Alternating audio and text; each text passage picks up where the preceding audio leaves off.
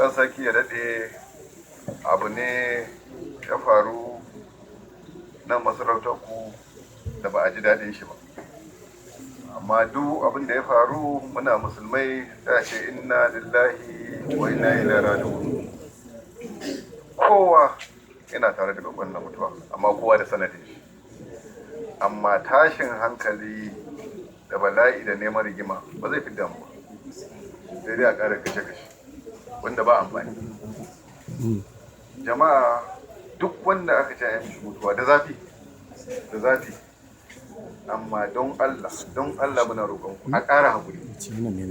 Insha Allah wallahi za mu nemo yaran, ku yi haƙuri. Maganganu wanda ake yi na bincike ba lalle bane a gaya jama'a, amma shugabanni suna yi. Tunda aka yi wannan abin Allah sha bana kasan, amma na ji labari kuma muna kan labari, muna biye da magana. Saboda haka don Allah jama'a a ƙara haƙuri, kuma zama da ake yi da mutane da 'yan Najeriya, duk ƙasan da ka je a nan da yawan Afirka za a ce zaman da 'yan Nijar suke da Najeriya fi na ko'ina akwai zaman lafiya. To mu ci gaba da zaman nan. Babu inda muka samu karbuwa da zama kamar 'yan uwa, ba ka gane wane ne dan Najeriya wani dan Nijar kamar Najeriya. Ba matsi. To me yasa za mu tada hankali? Kuma fa ku kuna tani ko 'yan Najeriya ne. Dukkan mu 'yan arewa ne. Dukkan mu zuwa muka yi. Saboda haka da ɗan Najeriya da ɗan Nijar in dai nan kuke ganin bari ake mana. To dalilin me za mu raba kanmu? Me ya kawo wannan? Har za a zo cikin gida ana yaki. Ai ya zama tashi hankali, ya zama shiriri. Kuma manya kuna makabata, ko kira yaran nan kuna ba su baki. Dole akwai kuruciya, akwai zafi. A kira su ana dinga ba su baki. Shi wanda ya yi wannan abu, in ba mu samu su ba mun cuce kanmu, dan kanmu mu kai wa kanmu.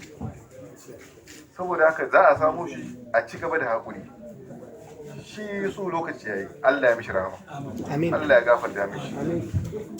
Ina roƙo jama'a, dan sarki da don Allah wannan mamata da aka yi musu wannan a duba su, a rike mana su, za mu dinga bibiya don Allah. Marayu ne yanzu, kuma an ji yadda wa da ƙani zai yi halin shi, kowa da yadda Allah ya tsara yadda zai. Saboda haka don Allah mutanen nan a yi ba su haƙuri, kuma a duba mana su, a taimaka su. Ana yi a ƙara taimakawa. Sauran shugabanni na Nijar mun gode muku, Allah ya saka da alheri. Alhaji Musa mun gode, don Allah a ci gaba da haƙuri kuma a duba wannan abu. Jama'a dan Allah muna roƙo a bai shugabanni a yi haƙuri, a ji maganganunsu. Yau muka sani ba mu san gobe ba, kuma insha Allah wannan in ba abin komai yana doka, in ba abin diddigi ba an samu, to gobe ma zai iya faruwa. To kar ku damu, za a nemi mutumin nan, za a same shi, kuma in Allah ya da zai zo hannu. In Allah ya ƙara zai zo hannu.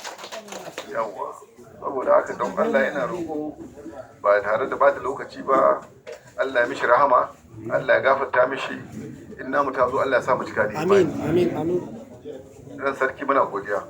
A ci gaba da rike mana jama'a, kuma Allah ya sa ka da jama'a. Assalamu alaikum.